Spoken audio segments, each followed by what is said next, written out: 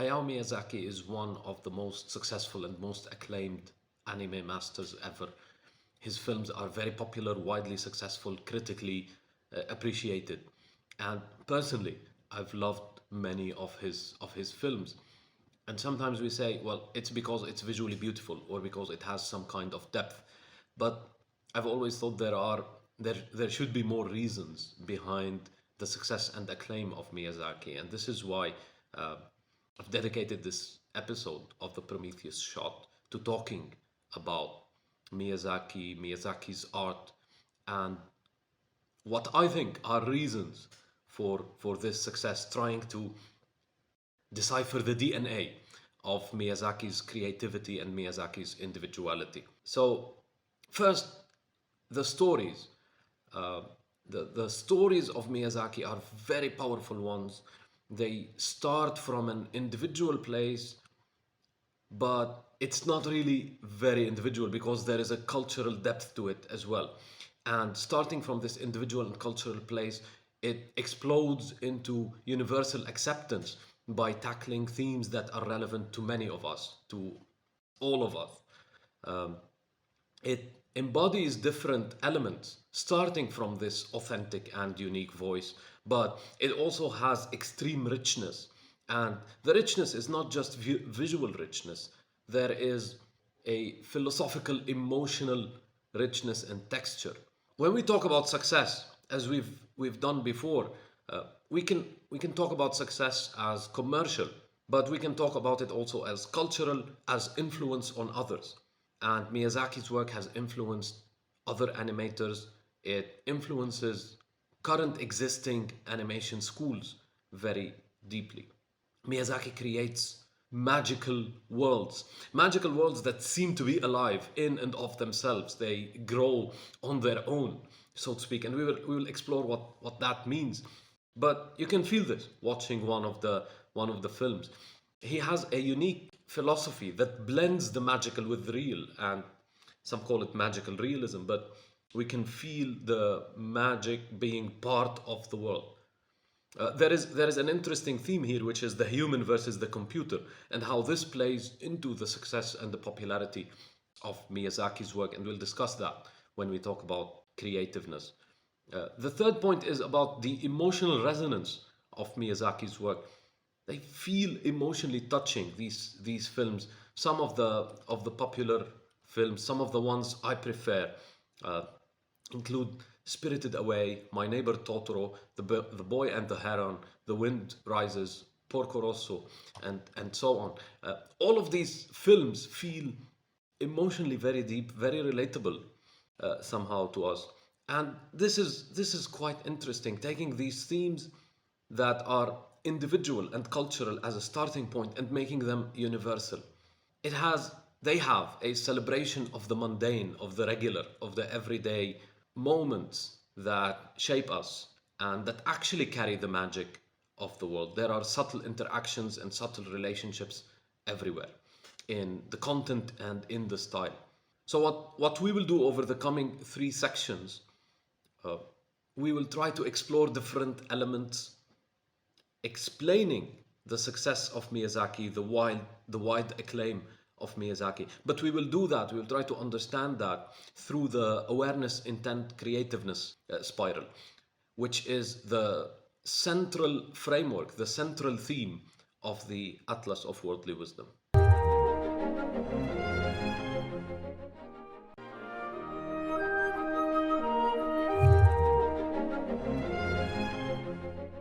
So, the first dimension to examine is the dimension of awareness and knowledge.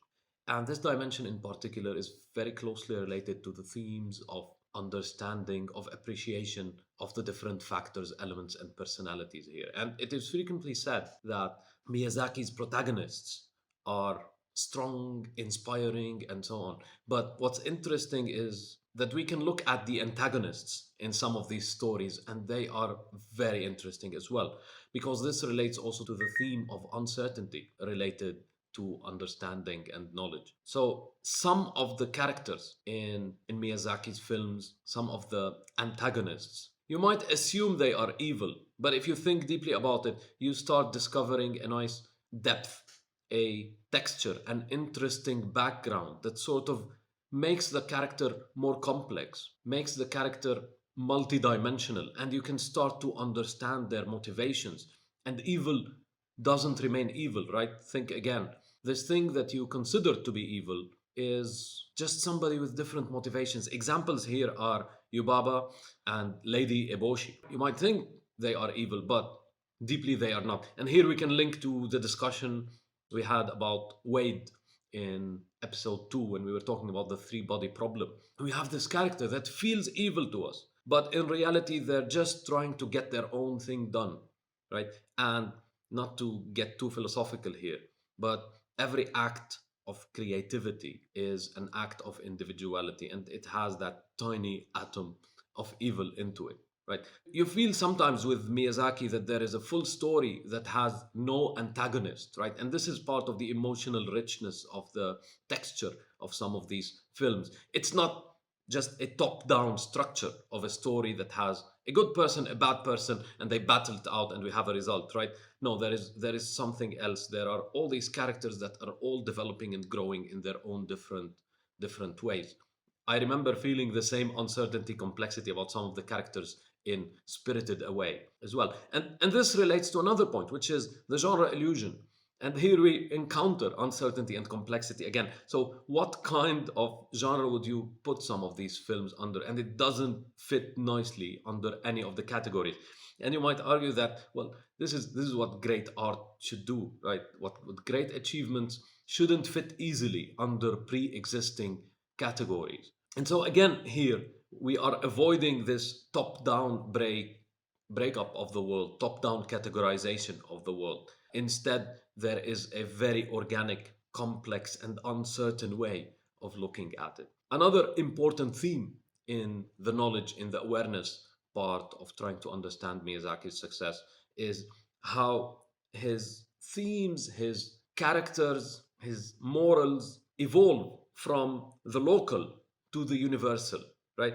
We take sometimes the values reflected in our culture as a starting point, the meanings reflected in our culture as a starting point. But we have to take these local values, these local meanings, and project them so that they become universal, they become relevant to all people. And we see this happening in many of Miyazaki's films. His personal motivations, his personal interests, like flight, like environmentalism, like pacifism, are reflected to become universal themes, but also local cultural components, like some Shinto foundations behind some of the spirits that you can see in Spirited Away, or behind some of the characters in My Neighbor Totoro. They have Shinto local Japanese foundations, but they have been reimagined and reinvented in such a way that they become more universal symbols, right? They become more universal symbols at the right moment, the right time, with the right distribution strategy. And this is partly what makes Miyazaki unique of all the anime masters, his universality. So even though he starts from a very personal, subjective place that is closely related to local culture, his work is very universal. The emotional elements are there, but also these themes that matter to all of us are also there. We can talk a little bit about some tribal non-universal foundations here, and this has always been the story of anime is about communities who love specific things, who share details and interests. Anime allows for unique expressions of certain things. It allows for sharing unique interests. But great masters like Miyazaki can take this local, tribal, community oriented thing and transform it into something universal that will interest and that will inspire very wide audiences.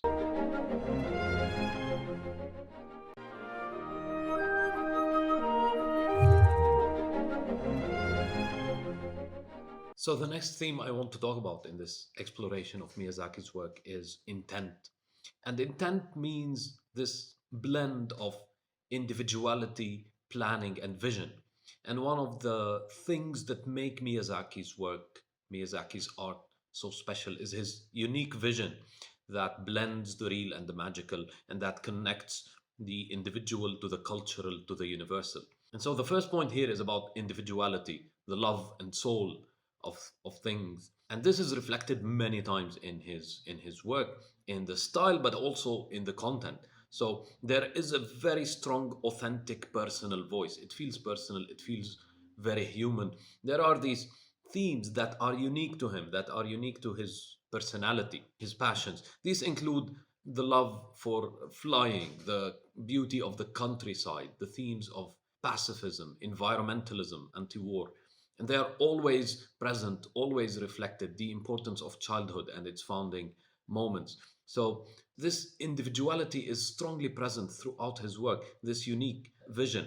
But it also contains elements of imperfection. And as I said, it's both in the content and the style, because this imperfection is partly what makes us human. And this is a very interesting component of all Japanese aesthetics. Another point I want to talk about here is Miyazaki's dedication to art, personal, strong feelings about art and the artistic process. And Miyazaki says, it is not the final product that counts, that concerns us. What matters is the work you put into it. Right? So, process over product. There is also art, not commercialism. So, Miyazaki expresses this. He says, I would rather make a film that leaves a lasting impression than one that earns more money. And he even specifically says at one point that we are not trying to be efficient here. We're trying to come up with something worthwhile, something with a soul. And there is this interesting duality between efficiency and something having a soul, right? Because efficiency is about perfect execution. This is something we will talk about in creativeness. But sometimes having a soul means accepting the imperfections, accepting the weaknesses that might be present here.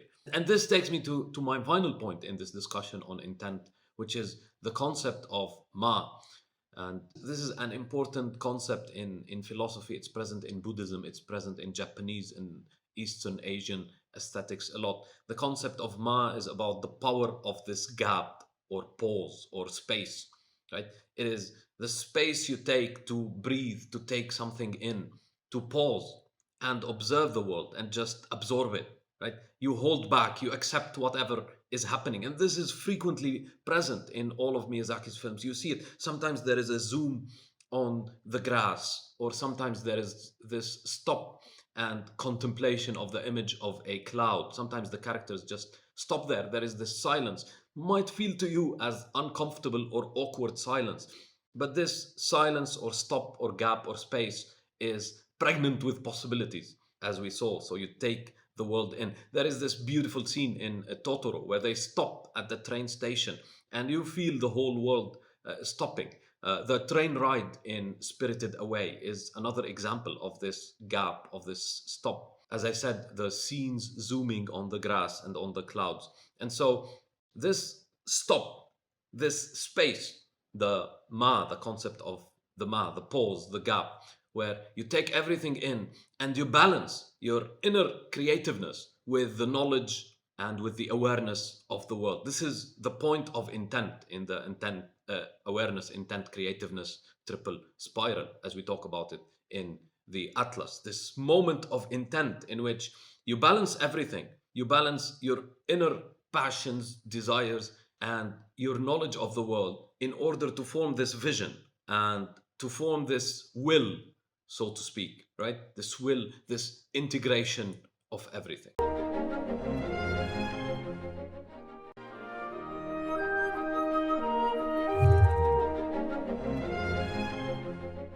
The next dimension to explore in this episode on Miyazaki and Miyazaki's art is the creativeness dimension of the AIC triple spiral.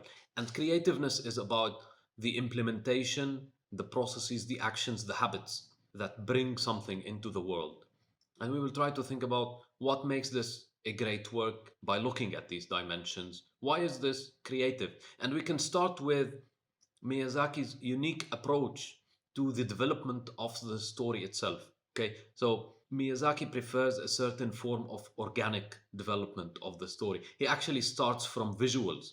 And there are many incidents, many stories on this. He doesn't start with a complete script that is ready and he has full visibility on the whole thing and where it will end and what is the lesson we will learn and so on. No, starts by drawing some characters and some scenes. And the visual storyboards then develop into becoming the film overall, right? So it is very organic, and it is as if the story itself was alive. And this is why Miyazaki sometimes says, I'm just a tool, and things are just happening. And it is as if the film itself is alive, it develops itself. But interestingly, you can see this in some of the scenes. It appears as if the objects and the characters are breathing and coming into life. He says, it is not me who is making the film is doing the work, and I'm just a tool. So this organic development of the story, this use of storyboards might be tricky as implementation, right? If you were the producer and somebody comes and says, okay, I have this great image, let's make it into a film, and he doesn't give you the whole picture, you might feel that this is dangerous. But this unique approach to world building allows for so much richness and allows for a unique texture in these films. And it might be one of the reasons for the emotional resonance of some of these films that we always talk about. Another dimension of this is the what I call the man versus the machine theme.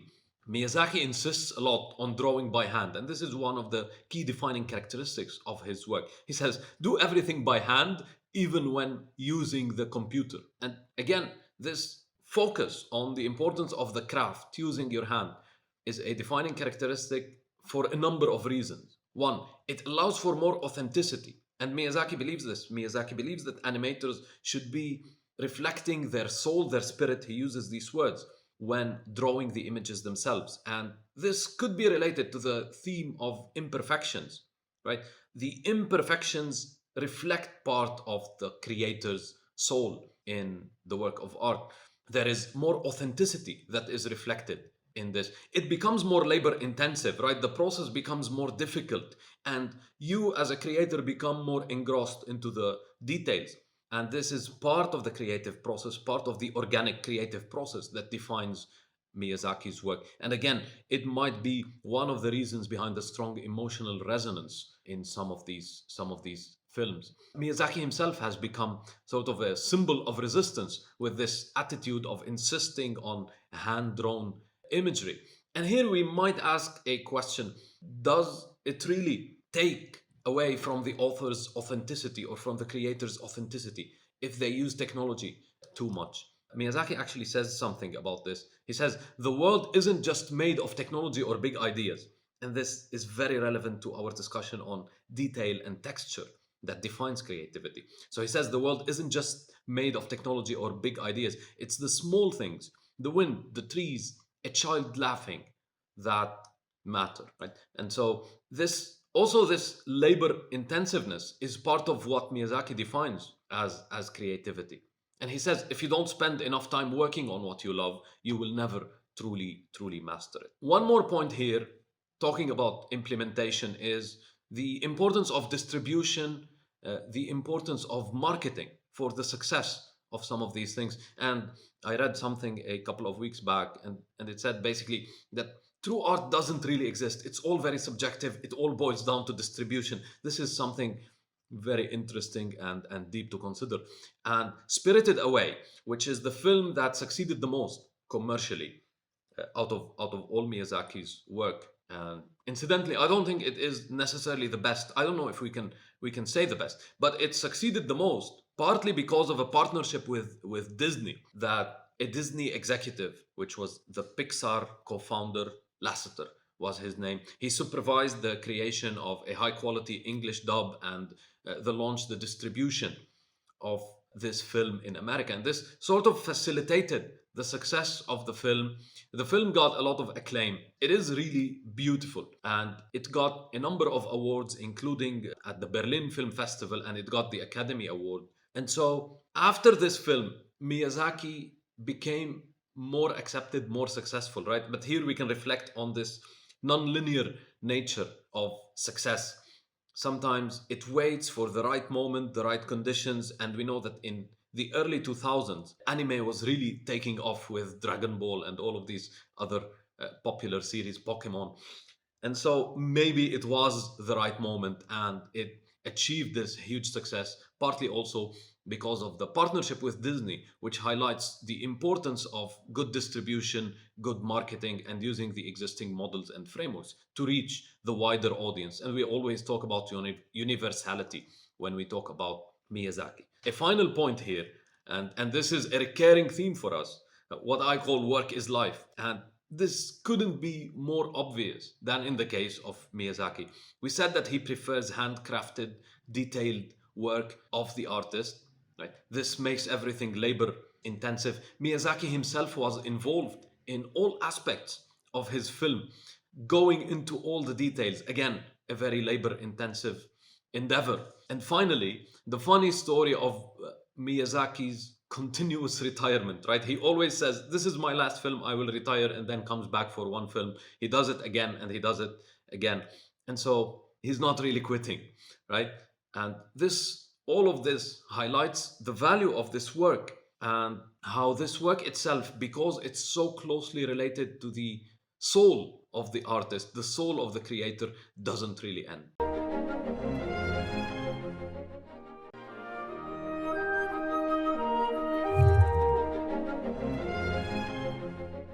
So finally, let's reflect on some of these themes that underlie the great work by Hayao Miyazaki, the creativeness of Hayao Miyazaki. So first, success. How is success defined? And this is something we're always trying to think about. And how does success happen?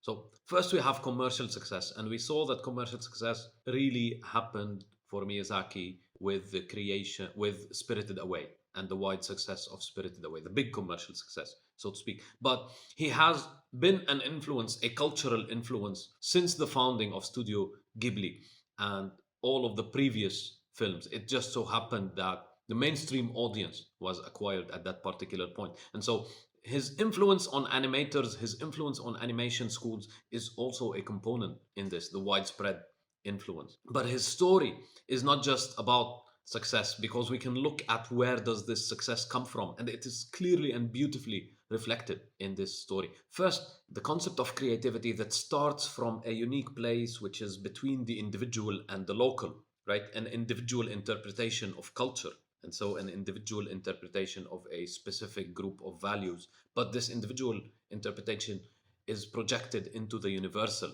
right? And so it becomes part of this cultural enrichment, a sense of identity and making sense of the world as a whole. And so there are these universal themes that Miyazaki's works always carry. We talked about them: environmentalism, pacifism, the relationship between man and nature, this importance of inflection points in childhood, these moments of reflection, the ma that we talked about. So creativeness flows from the group to the individual and then to the bigger group, and so on and on. This universality of his stories, this emotional resonance, is very important. But creativeness that Miyazaki, that we might be tempted to relate to just the individual, this might be an incomplete perspective, right? Miyazaki says that to create, it means you have to grapple with your inner self, to be honest with your feelings, and to bring that out in your work. Interestingly, here, there is this: to create truly means to bring things from your inner self, but also to connect to the knowledge of the world, reflecting the knowledge of the world. And we saw this with the different themes that we discussed. So anime in general is a beautiful form of art. It has so much meaning, so much richness, and different beautiful components: visual, auditory, theme related, and so on. I definitely recommend. There are other important masters.